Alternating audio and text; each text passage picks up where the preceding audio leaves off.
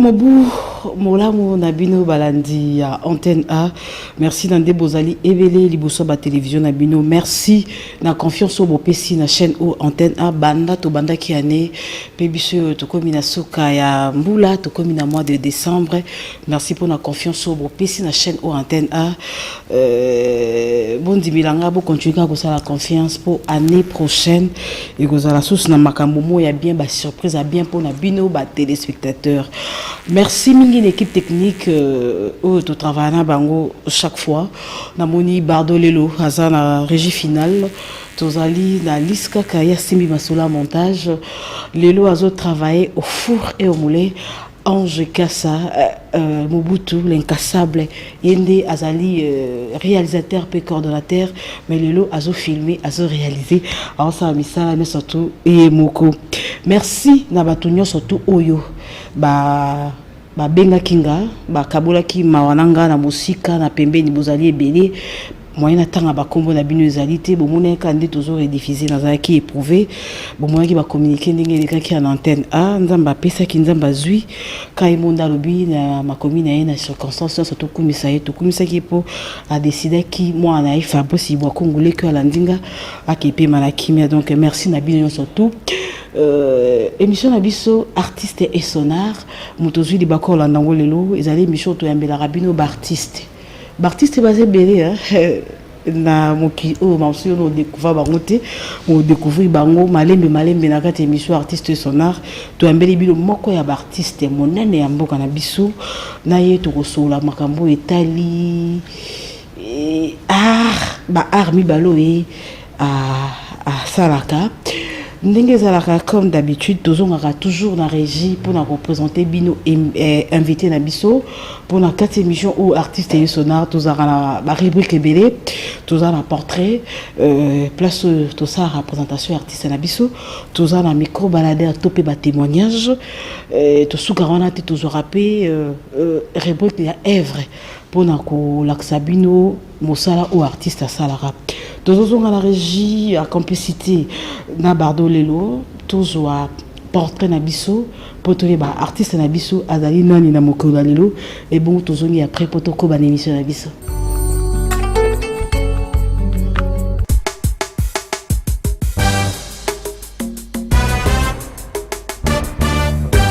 Docteur Louva Ekaola, oui, c'est de lui qu'il s'agit. Louva Ekaola est né à Boende le 24 juin 1974, année du deuxième sacre de léopard de la RDC, ex-Zaïre, en Coupe d'Afrique des Nations. Louva Ekaola a commencé le ministère de Dieu à l'âge de 23 ans et a réussi à faire des voyages missionnaires. Tout a commencé par la ville de Boma, au Congo central, où plusieurs âmes ont été gagnées et ramenées au Seigneur. Dr Ekaola est écrivain et auteur de plusieurs ouvrages dont 365 Vitamines de la foi, les voleurs ne volent pas tout, Beraka, comprendre la bénédiction autrement, la liste n'est pas exhaustive. Louva Ekaola est aussi licencié en économie de gestion et en théologie à l'université de Kinshasa, mais aussi initiateur et directeur général des écoles du ministère, exemple de l'école de la parole EP et Académie pastorale AP. Musicien, auteur-compositeur de plusieurs albums à succès dont Nanu et Silité, Koloba Nangaïté Jamais, Nsomi Yalibota et j'en passe. Docteur de ministère, un amoureux des écritures, un conférencier international qui a sillonné le monde entier, Afrique, Amérique, Europe, Asie, grâce à sa profondeur dans la parole et plusieurs miracles accompagnent ses interventions. Il est un homme versé dans la révélation de la parole, d'où sa devise « Vous connaîtrez la vérité et la vérité vous affranchira ». Il croit que seule la parole est au-dessus et est capable d'apporter la solution à tout problème, d'où les mouvements de la parole qu'il a initié depuis le début de cette année 2022 à Kinshasa, à savoir la conférence de la parole COPA, mars 2022 à Congo Loisirs, la fête de la parole fait part, août 2022 à Chaubeuse. La révolution de la parole REPA, décembre 2022 au terrain GD de Lemba Super dans la commune de Lemba. Pasteur et représentant légal de la communauté des églises, la Bible ouverte dont le siège était à Lemba Terminus, avenue Fulula numéro 27, et qui s'étend aujourd'hui à travers le monde. Un homme de foi, un modèle de sérieux et d'excellence dans tout ce qu'il fait et surtout dans sa façon de servir son Dieu. Il est l'un des meilleurs prédicateurs de notre pays, la RDC, et de sa génération. Il est une icône, une légende, une fierté pour notre nation et le monde entier. Une richesse que nous devons protéger. Tout est dit.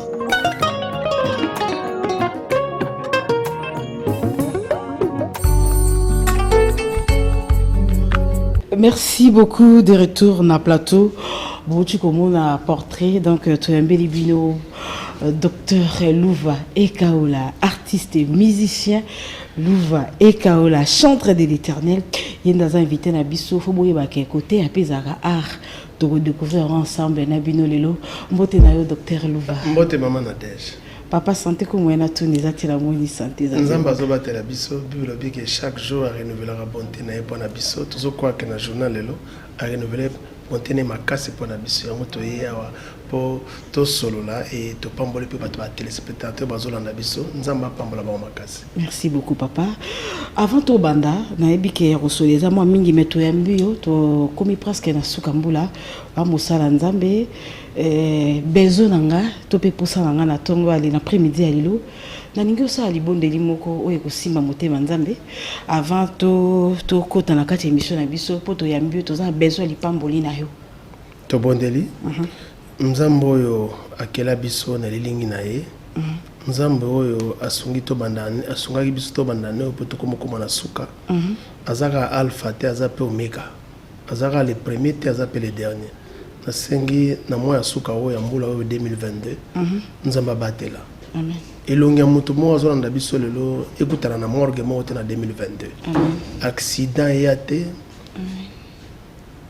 mutu mo te nesika oyo akufa ni na poison ni babwakeli maladie ni parce que crash avion esalemi ni parce que eloko mo bo bas incendie esami na ndako bavoyou babrigand bakoteli ye tosenga nzambe aprotéger bao nyonso bazolanda biso sécurité ezala totale mpe ezala maximale esika nyonso bazokende moto nyonso asisa ano na témoignage ya malamu ke nzambe akotaki na nga na 2022 apamboli nga babimi na nga na 2022 mpona makambo ya sika na nkombo na yesu tobondeli bongo tolobi amen. Amen. Merci beaucoup papa.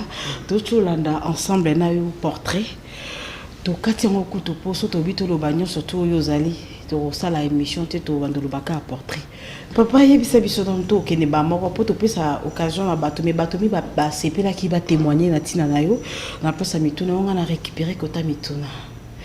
Tento yeba pasteur Louva to kena lumbangu différence nini au pesa biso ya père spirituel.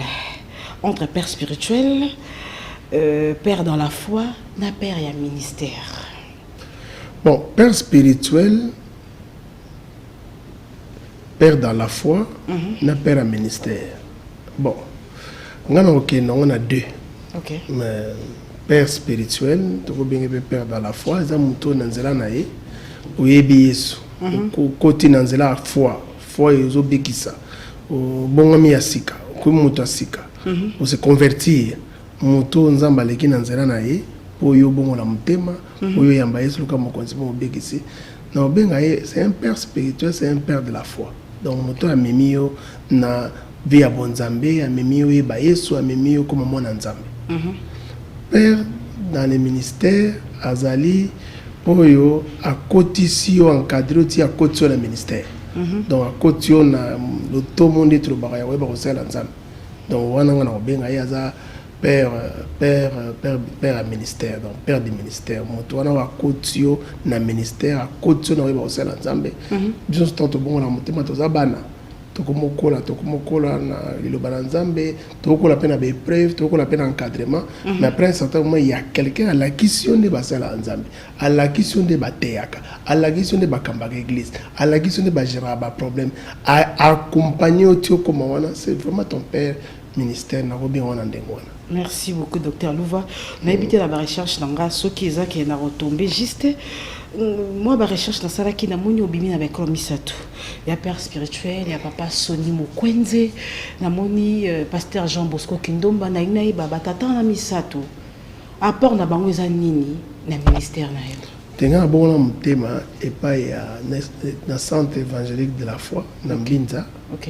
Na bon motema wana dans moto na nzela na yenga na yamba yesu comme na docteur Marcel Sabon na pesi mbote. Esika za na Mbinza. Na zo grâce au temps na école ya docteur Soni Mukwenze.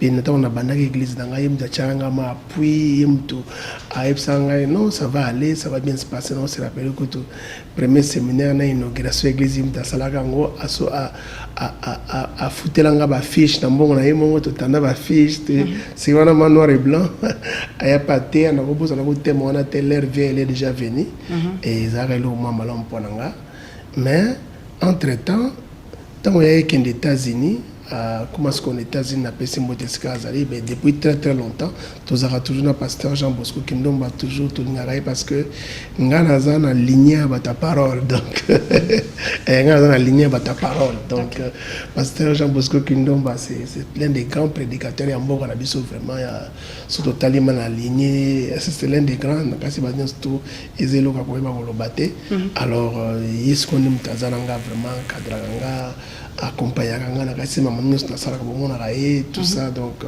c'est vraiment mon père il me encadranga coachanga na ministère lelo. Merci beaucoup pasteur Louva et Kaola. Tozo kende na rubrique na biso ya micro baladeur mais na epsa bino e bande émission bato mingi ba tepela qui va témoigner na nzela ya micro et antenne ba ngi ba témoigner pour na pasteur Louva et Kaola. Motema na ngai eza na esengo mpona okotatola mpona docteur Louvois et Kaola.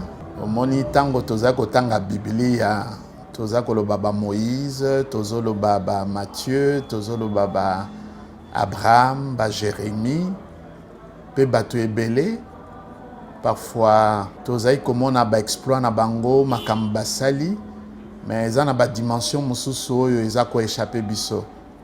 Parfois toyebi biloko baza kolinga kolia te tai na bango ndenge nini bazaki parfois biloko mingi eza koéchappe biso parce que eza décrit te yango wana nzambe asali biso grâce na bagénération na biso kozala na bato oyo bakokani na bango et parmi bato wana nakoki kotémoigner docteur Louvois azali spécial mpona ngai pe pona église na biso pe pona Congo mobimba pe tokoki koloba mokili mobimba azali moko ya batei oyo soki na yoki ye na âge spirituel naza nango ayaka kolesa estomac na nga spirituel parce que moto nyonso akokaka nango te moto nyonso akomaka na epimelo wana te ya kokokisa mposa na ngai ya bilei ya molimo mais ye ezalaka chaque fois oyo nayokaka ye nazalaka défié nazalaka édifié pe nakontaka na ye mingi azali simple alingi bato aza na crainte ya nzambe makasi pe lokola nga tata lokola azwaka nga lokola tata na ye mpo na ngai eza privilège kozala na mwana lokola ye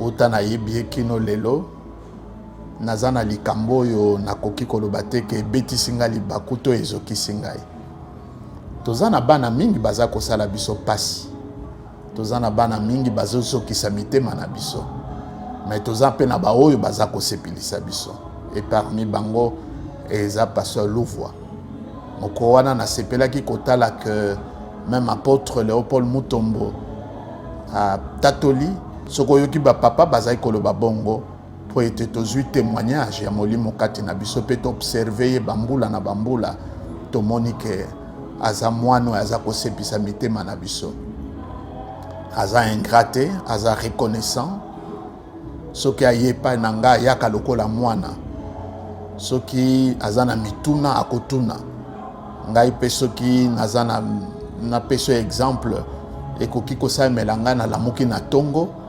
mpe namoni makasi ya koteya te nakobenga ye nalobi eske okoki koya na église ata aza na programme ya ndenge nini akoannule yango mpo akoka koya na mbela oyo nga napesi ye.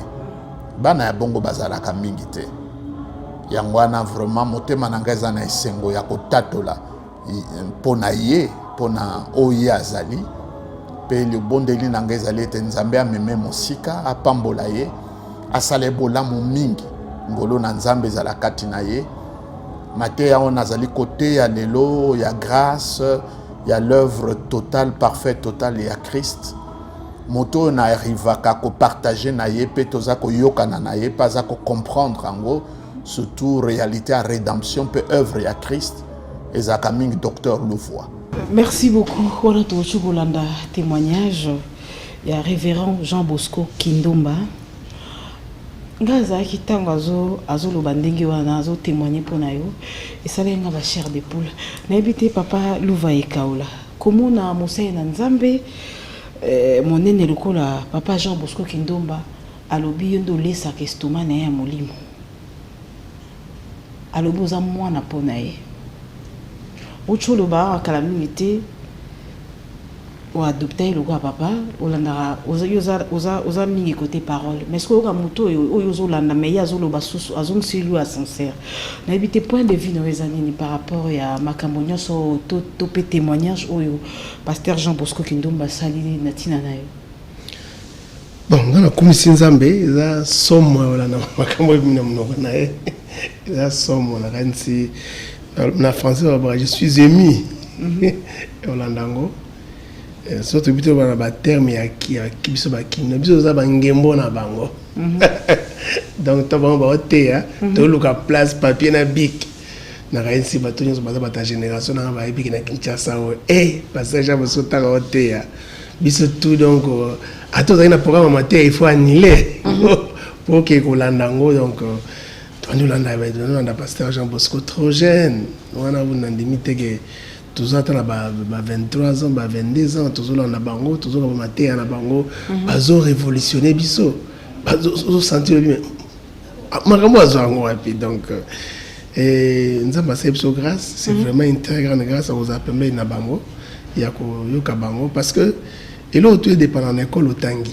Moni mwana na mwana neto zaka to tambola wa boye ba mususu mona bazui grâce mona ba français bien mama yele mon pas une école moyenne na formation malam la formation me trouva passer Jean Bosco na mboka oyo eza formation mo bien koyoka yolo ba boye nga eza grâce nza basalinga grâce vraiment koza pembe na ye koyoka ye koka conseil na ye eza grâce nga na bagi papa Jean Bosco na côté ya makasi mettons na poussé ni pinaye et mon c'est vraiment un homme trop excellent. C'est un homme très sage, avec un mental d'acier, à un niveau que vous imaginez. Et un mouton en bolingo bateau. Donc, au moins, il y a des bazar, nous sommes là, nous sommes dans un moment pour un miracle, pour un théâtre, pour un fongolo la porte. Ils avaient erreur. Au-delà aspect, on apprendre des bélés, on apprendre des motos, on apprendre comment on régler les problèmes, comment on va en la famille, comment on régler les problèmes l'église, on apprendre. Vraiment, parce que Jean Bosco, c'est vraiment une école de l'Obama Awa et aussi une émission Mobimba pendant l'Oba. C'est qu'il y a un apprendre pas na ming bolingo. Tant que nous avons une voiture, nous avons une émission c'est la puissance de l'alliance. Nous expliqué que la nouvelle alliance est une amélioration de l'ancienne alliance, c'est une continuité, mais c'est un remplacement. Alors, on a une explication, l'alliance, c'est non seulement la promesse, mais serment. Donc, nous avons une question. Vraiment donc vous voyez que la caca oui nous avons passé mi malgré le l'estomac na yo continuer nous avons passé mi kolebe na golo ba koto na mingiti na kanto mo na okimango poza somo pona ngamenga nazo toujours continuer kolanda et toujours kolanda ba papa ko respecter ba papa yango elo nza bachanga na mutema. Merci beaucoup. Bon c'est l'habitude déjà élément il y a révérend Léopold Mutombo tout le monde qui oppose à Ekuna makamba pa loba qui zaki vraiment minene mingi les tamba bon c'est la biso yango to rozango lokola motuna mais avant tout koma wana na élément ya papa Léopold Mutombo papa Louva Ekaola to yambio wana ba casquette belé to yambio lokola écrivain et à plusieurs livres to loba qui on a portrait to yambio lokola moyembi na nkolo tu as un bio local directeur général il y a école de la parole. Tu as un bio local tu as un bio local visionnaire et il y a grande communauté Bible ouverte. Donc tu es papa. Makamboni surtout na kati na yo moko mutu. O gérant ndeni. Koto koyemba, koto kote koto kokoma, koto yo monsieur le DG. Et ça, grâce à ça, moi, on a aussi parabole à talent. Nous sommes avec 5 talents, nous sommes 3, nous sommes 2. Nous avons des possibilités de mailler, la web à gérer. Pour moi, mes amis, la talent et belité. Pour mes amis, la fidèle, qui est bien. Parce que talent, nous avons pris la bénédiction pour la manière comme ça.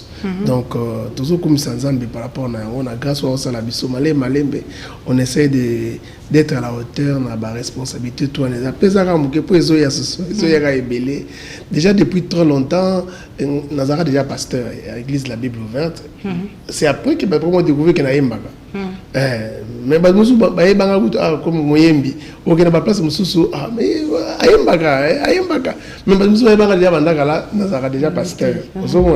Alors quand on a découvert comme écrivain, par exemple, nous avons dernièrement à Côte d'Ivoire. Donc on a un livre, tous les 4 livres, on a mis 365 vitamines de la foi. Le voleur ne vole pas tout. D'ailleurs, vous avez un sauté comme un livre. Et donc, nous avons un livre, on a une silité dans les eaux, on a un peu calamité.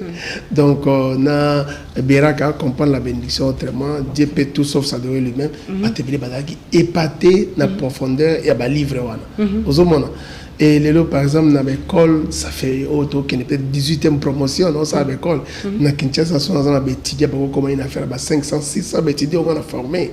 Il y a une action, ils ont en plein de partout parce que comme on a étudié dans la ville, dans Angola, dans Brazza, partout.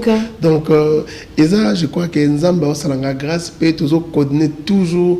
On a toujours un projet belé, je crois qu'en 2023, on a appelé un projet belé. Et toujours comme ça, on a grâce au Salabiso, mais au Sénégal, perception maïele, puis ma casse, il y a tous à la fidèle, puis tout comme ça, ma vision, n'est pas au Salabiso. Amen. To landa ki yango na télévision, to moni yango pe e panzani na ba réseaux sociaux, comme na Moussa Nzambe monene, papa Léopold Mutombo, asutuki, papa te rane pe Bible. Mais à surtout qui n'a thème au Yochaki, tout la dimanche passé, yango to zongo pe kalamingité à tout la dimanche passé les 4, tout qui n'a terrain GD na thème au Yochaki, Dieu les pan le nom de Dieu.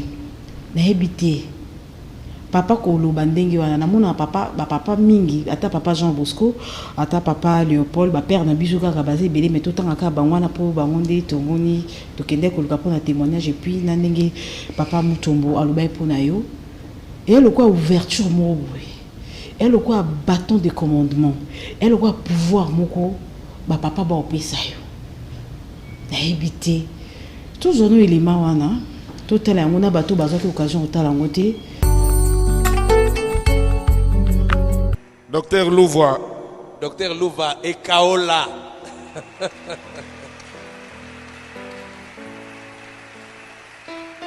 J'ai vu un titre qu'il a écrit là. Dieu n'est pas le nom de Dieu. Nzambe eza kombo ya Nzambe te. Oh, Nzamba kamwe. Donc Nzambe eza kombo ya Yahweh te. Ça, c'est la richesse de notre église. Et nous devons faire des marketing. Amen. Amen. Moto tindi papa te. Yo poke pa na yete posa elo marketing mais uti na motema na ye. Alobi eza richesse. Fosa ela ngo marketing. N'habite pasteur Louva ka posa boto sina batata. Non, on appelle sinon merci. Il y a qu'on reconnaître un gars. Porte Mutombo baza ba icône évangile mboka na biso par contre on ça ba croisade sto que le gars ba ngembo donc na ba comme ça la campagne na Fikine ça fait très longtemps nazara na Mbinza dake makoloti na kende campagne wana na landango et je crois que c'était ici femme samaritaine à l'époque donc ba baza le ba icône baza ba aîné ba papa biso zolanda nakutanaki na été nasengaki ye pete nakutanaki na été nasengaki te uti na motema na ye peut-être nzambe atalaka mitema bato atali motema na nga amoni ke nazalaka na respect na amour mingi na bapapa yango nzambe aobotisa na kati na bango parce que c'est Dieu qui crée le vouloir et le faire aotya na kati na bango témoignage na bango ezala toujours malamu mpo na nga et mpo na nga na biso na babantu to bakaya mukakosa bazopesa yo et nazoyamba yango avec beaucoup d'humilité, beaucoup de respect et la gisi pe aussi que responsabilité il faut za makasi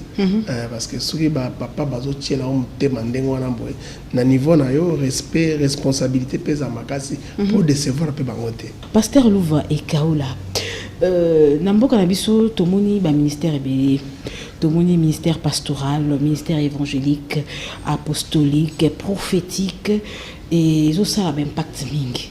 Mais ce que tu es là, bah tu vas voir, bah tu vas avoir la profondeur à voir. Donc bah tu vas voir quand moi nous avons compté avant la profondeur ma casse. Oui, mais docteur, on fait ça ma recherche.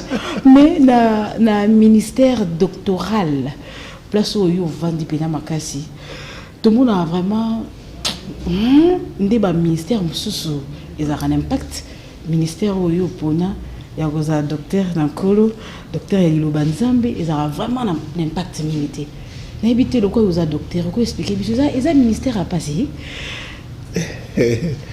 bon nzambe mutabenga OK ba pona ministère te on ngana za boye il faut comme prophète te so mutawo pona ça que ba benga ite nzambe mutabenga au fur et à mesure ozo que na manzambe ozo précision et exactitude na esika nzambe alingi yo osaila parce que esika nzambe atindi yo te otindi l'onction te esika nzambe atindi te otindi lo pe provision te esika nzambe atindi yo te protection na sécurité ne pe ezala te mais so sala nzambe atinda osala ozo provision ozo teneti tuvandi boye apporter moto ma témoigner pour boye pour ngana ngana za mbongo PCT ata we fait ça la publicité déjà nzambe ne moto osisité nango nazali na image moko to même ya archevêque Kankenza zo témoigner donc ils nzambe moto tcha na mitema o témoigner sur le ministère na salaka mais ils que na chaque époque ils ont un ministère un peu plus en vie.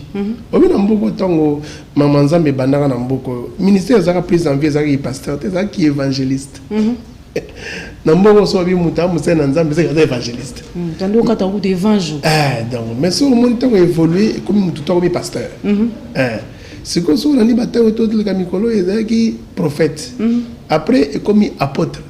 Mais de plus en plus je crois que mais docteur bazara bango peut-être docteur de dimension soso et ça qui est comme un peu populaire et ça on mais je crois que ça nous a monté ça makama et ça mané voilà mais c'est une différence entre fait de la parole la révolution de la parole pour yonde on des ailleurs oui ane to bandaki na comme si nzambe to comme na fait to bandaki na conférence de la parole to zaki na thème sur pourquoi Dieu n'a pas tué le diable après sa chute. Après nous avons bon diable té tant diable sumuka ki tant diable sachitaki pour makamnyo so ezalate pour ça bon maraye adana yo balinga basumuka te masumu nga te mala linga ezalate mais fait nzamba sila neka tanga sumuki wana tango achité wana on so linga ezalate on voulait quand même expliquer aux gens comment le Dieu tout puissant capable de tout a permis que le diable a continué parce que na souka to monika zui a tient le temps de faire de souffrir en enfer donc on peut les bandeli on nzambe comportement n'nyos to un objectif. Alors, l'objectif, ce que vous faut comprendre, pour que ce qui est pour que ça devienne tout ça, on a Congo loisir, comme c'est un parce que qui vraiment ébélé, et qui vraiment ébélé, dans la carte déjà. C'était une réunion qui avait à peu près 5000 personnes, dans la carte qui 2500, et les bandes, c'est 2500, on a Congo loisir. Alors, tout ça, c'est ce qu'on fait de la parole. Donc, les diables étaient plus avec que Bartimée. Donc, il a vraiment très très bien. On a la showbiz. Après, je crois peut-être à 16h, ça les a déjà. On a un guichet fermé parce que ça, on a payé ça. Moi, peut-être qu'il banda. Donc, et on avait vraiment béni le Seigneur pour répondre quand même ébélé.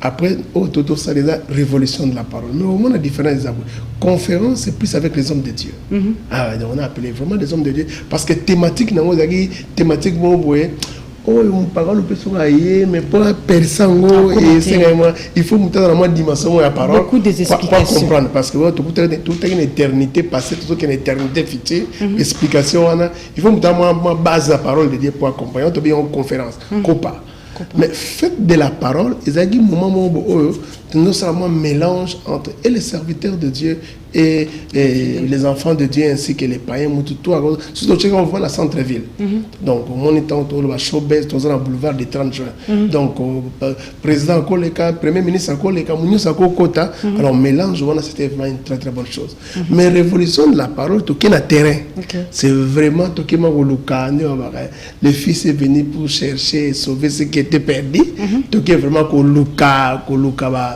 pagano donc tout ça moment à terrain devant tout le monde alors la différence d'action mais on garde toujours les thèmes na biso to linga la profondeur parce que na quoi que biso tout faut terre ndenge moko donc mon mutana ndenge nzambe bengaye ninga chaka ba thème na ndenge teaka et on garde toujours cette profondeur na thématique tozonga pona terrain j'ai des méthodes ali kozwa témoignage ya mutu moko aza très important na vie na yo. Pasteur Mbote apesi yo mbote na tongo lelo na esengo po nalingaka yo mingi oza mosali ya Nzambe yo boti ngai na molimo menga na boto na mosuni Nzambe azwa lokumo na ndenge oza kokontinue na kati na misala na yo nayebaki te kokoma mosali ya Nzambe me na ngolo ya Nzambe achanzaka bamakambo na ye lelo ko mosala ya Nzambe mokili momba bakomi otala yo nalobaki ntango bandaki kokola toyebaki kokokoma moto monene ta mosusu bato bayebaka te luba alingaka boye mbenga mama namonaka nge eza normal mpo abandaki yango depuis bomwana le tozokende kotika wana ba classe na maternelle olingi kokende classe na makolo te tozalaki na ba dipe tozalaki na ba vespa soko olingi okende classe il faut tenga na kokende na makolo te il faut bakende otikanga tokomaki na biti de nyonso tu il faut bakende kotika mpo bandaki kolinga eloko ya mabe te obandaki kolinga biloko ya mabe te il faut bana ba biloko ka ya kitoko soko balambi biloko ya mabe okolia te wana oza na age oza na ba 4 ans oza na maternelle bazokende kotika yo tango okolaki papa na ope aboneka mwana nga mobali biso pe to bandaki kotia mwana biso mobali na ndenge yo moko bandaki komikomisa Nzambe pa sali ngolu osali ba classe osilisi ba classe olobi pe natika classe te olingaki ndo continuer kana musala Nzambe biso olobi te il faut continuer na kotanga po musala Nzambe tambola kana musala Nzambe pe na il faut tia pe mayele ndio koti université oyo kosilisa mais diplôme yo zoki ni université obwa kango penzo okunda ngo na mal okamati otomboli musala Nzambe kende liboso omi pesa ngo penza makasi mais na sepelaka mingi na ndengo ndimi musala wana po sala ngo po eloko nyonso tusoko olinga ngo na kata ya motema ekozala bien ata bakombe koya ata bikakatane koya ata bakofinga ata bakoloba nyozo continuer nango kaka mais yo na ndenge nyonso tu bazolobaka na yo ebele makambo bazolobaka na mais ozotika yango te po soko zalaki moto mususu mais ozotika mosala Nzambe okamati diplôme na yo oyo ozwaki na université mais ozokoba kaka mais eloko nalingi naloba lelo po nazwaka ta ya kotuna yo te esaleli oyo osalaka mosala nayebi te soki bato nyonso tu basalaka kaka ndenge wana po nayebi bango te menga nayebi nde yo ozalaka na repo te yo moko na kati eglise na yo mosala na libanda mosala omona mokolo moko kokokende oteya ata mosusu nazola ona akendaki koteya ngo alobi Nzambe na ngai koteya akendaki koteya wana kokoloba te ke nana tata apema te mais na bolingo yo lingaka musala Nzambe omona yo wana tongo zoteya nga alobi Nzambe nakomi kosala intercession na kati ya motema nga alobi Nzambe pesa ye makasi kotika na shera zala boete pesa ye makanisi ya malamu nguya Nzambe kita likolo a protéger banzelo Nzambe ba ko protéger na bana na sambela mona ngaka na fe na bawana me ezole kelanga lobi na mona ka moto ye moka komisu makasi ngalobi gloire à Dieu mais esaleli wana osalaka nzambe apesa oka makasi pe na simanga lobi ezaka nzambe soka bengi wana likambo ezaka na échec ete wana tuchozwa image ya mama Elise Maman Marie-Josée. Maman Marie-Josée. Elise. Elise kaka. Na maman Botio a témoigné pour nayo. Et là que c'est Pélisinga a lobi ya Botio na mosoni. Mais au Botio na molimo. Na moku c'est pasteur encore répondre à maman nini pour nabi na minute aza connecté au talabiso. Non, on peut ça merci. Merci na nzela na yene nzamba permettre ngana na mukili senga nzamba pese soso makasi na nzoto santé malamu parce que ça a fait fierté pour la maman et ça grâce ba mingi ba bota bana ba mwana bana ne ba commenter ba kufafa comme on a mona bo ça grâce aux nzamba salier nzamba pese mi kolebele po ya minene zo ya su ya kolega soso ko to na musa nzamba nzamba pambola merci na ba prière na soutien na parce que musa to saka soza na soutien te za facilité nzamba soutien na biso mais eza pe na ba mususo ndeto ba biso linga ba to koza pasteur to linga ba te mais ba to pe ko linga eza pe mususo pe réciprocité mais soza pe na ba to ka maman abotio azo soutenir yo eza pe grâce makasi pona nzamba pambola ye makasi nzamba pesa ya koleka pas parce que aboti mona mais parce que aza aboti musana nzambe pazo soma musana nzambe nzamba pambola makasi. Amen.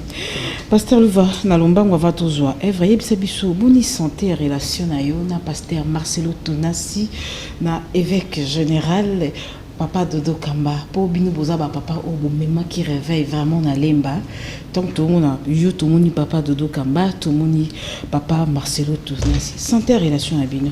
Santé, tout va très bien. Tout va très bien.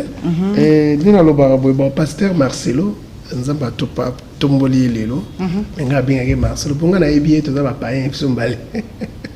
Donc on a balabala moko. Donc vraiment on a tout un bagage moké, 18 ans, 19 ans. Donc balabala moko. Balé qui n'est pas bien engagé, engagé bien pasteur. Donc Luison, Olivier, Fifi. Après c'est bon peut-être Scavaza. Donc comme ça on a mené nzamba sali pour azane azale le boé nzamba pambola suma tout ça très très bien. Je crois que bato baby biso na chaque anniversaire on a passé ma sur la vidéo ça la pour bato mingité mais à cela à tout moment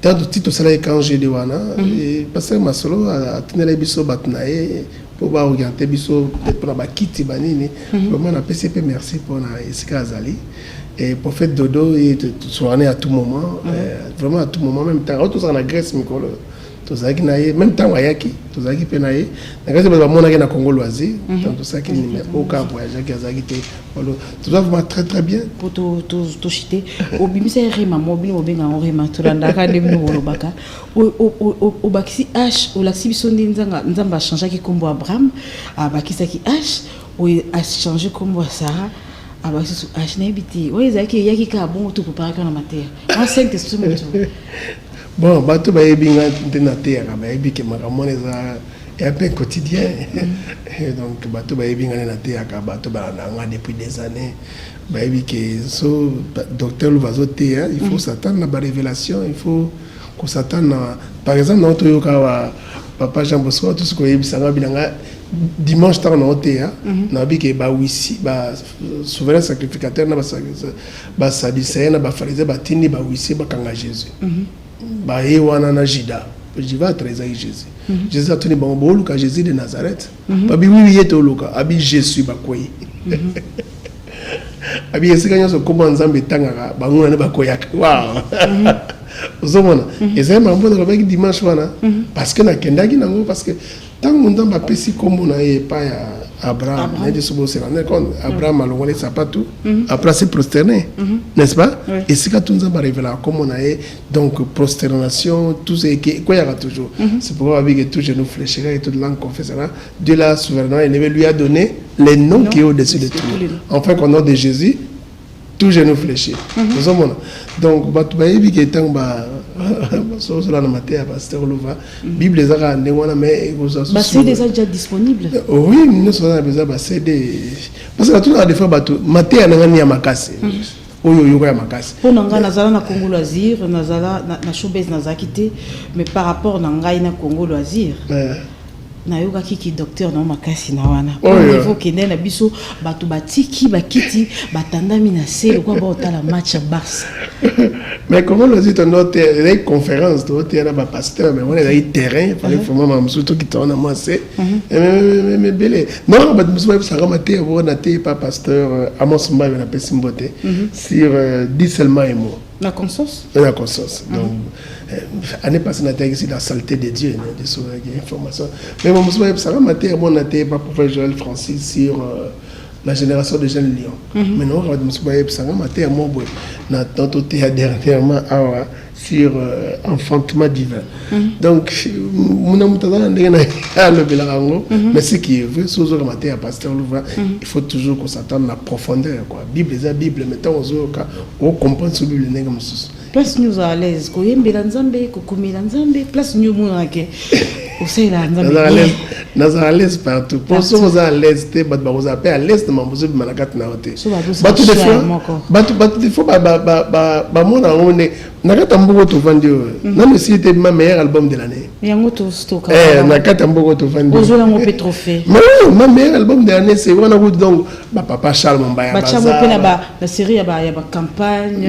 Non, ba yemba mo na musique on kili partout na ba terrasse ba bébé tango. Na banganda. Na van to vendu wa. Mais peut-être ba mo na ba teme bazo balanga non to connais quand j'ai dit bagay belé mais bazo bo ça de cela concerne na Fikin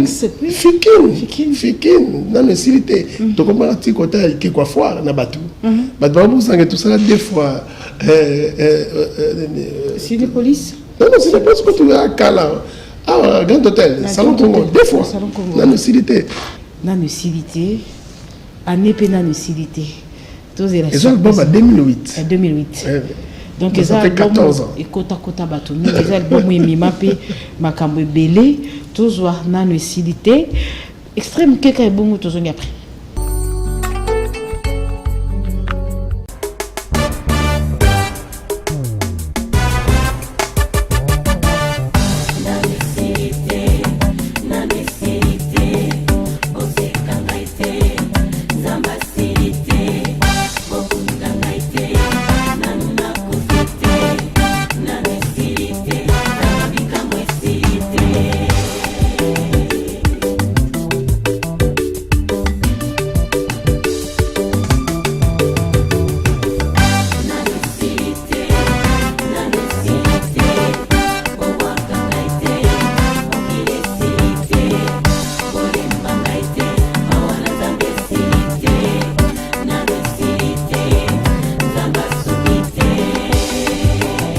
Merci beaucoup. On a tout landa na mesilité. Eza moko ya album ya Pasteur Louvois.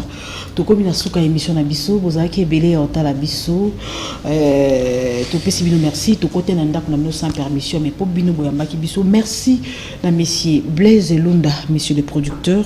Merci na madame Jingna Wej. Merci na Francine Atong pour na assistance na yo. Merci na Ange Kassa, Lise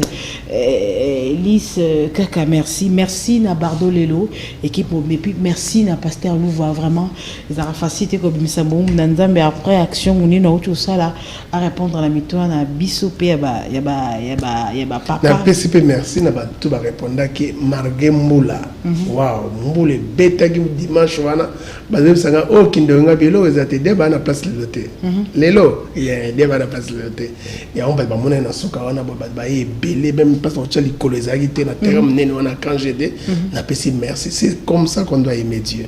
Okay. C'est comme ça qu'il faut tout prouver que nous aimons Dieu. En dehors de Dieu, et nous faisons des choses pour la gloire de ce Dieu-là.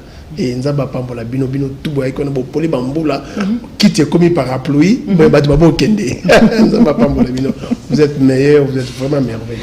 Merci beaucoup. Tokutani jeudi naba 13h50 pour la rediffusion et puis samedi prochain pour la numéro 6 botika malamu na banda pour la vida.